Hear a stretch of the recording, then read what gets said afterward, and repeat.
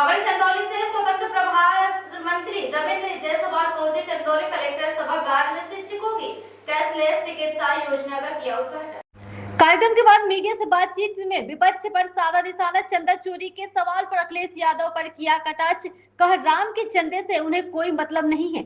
आरोप लगाया कि वो वोट बैंक की राजनीति के लिए ऐसे बयान दिए जा रहे हैं। कहा कि अखिलेश सरकार में कब्रिस्तान की बाउंड्री पर काम हुआ है, लेकिन हिंदू अंतर्राष्ट्रीय स्थलों पर मंदिरों पर ध्यान नहीं दिया गया।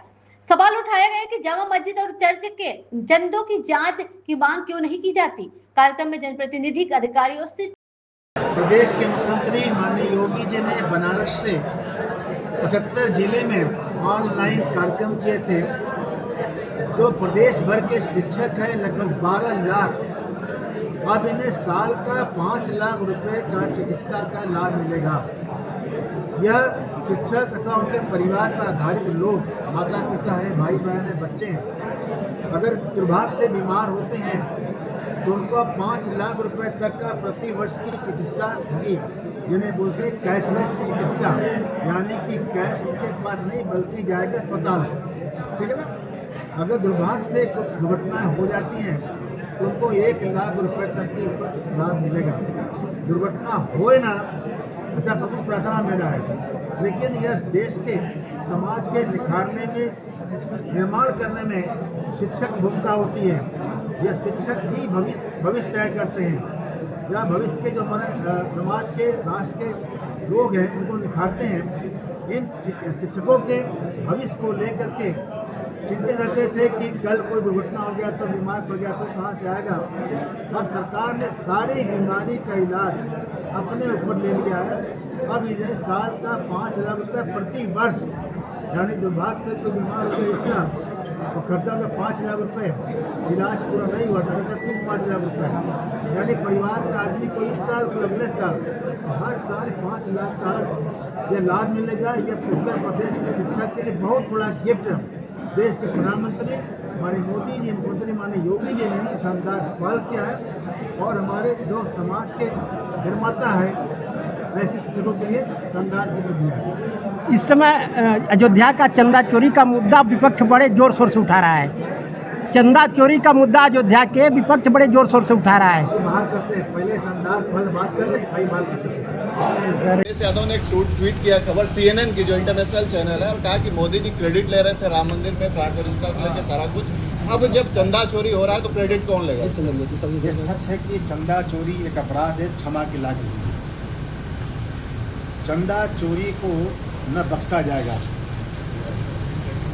इससे इस बात का है कि देश में जामा मस्जिद से लेकर के तमाम ऐसे चर्च हैं जिनकी इनकम कौन रख रहा है। अखिलेश यादव उस पर क्यों नहीं बोलते हैं? सरकार तो आप लोग की, आप लोग उससे कहना चाहता हूँ, हाउ क्वेश्चन कि जामा मस्जिद का भी जो चंदा जा रहा है, कभी जांच की बात वहाँ भी करो। कभी आप जांच किया क्यों नहीं अब तक? यह व्यक्ति जब मुख्यमंत्री हुआ करते थे, मैं उसमें विधायक था, तो देश ने केवल अल्पसंख्यकों के लिए बनाया था कब्रिस्तान की बाउंड्री करेंगे। हम उठे तो कहे कि यार मंदिर का क्यों नहीं। हमने कहा कि जहाँ पे कब्रिस्तान के साथ साथ जहाँ हिंदुओं का संस्कार होता है, शमशान, वहाँ क्यों नहीं होगा।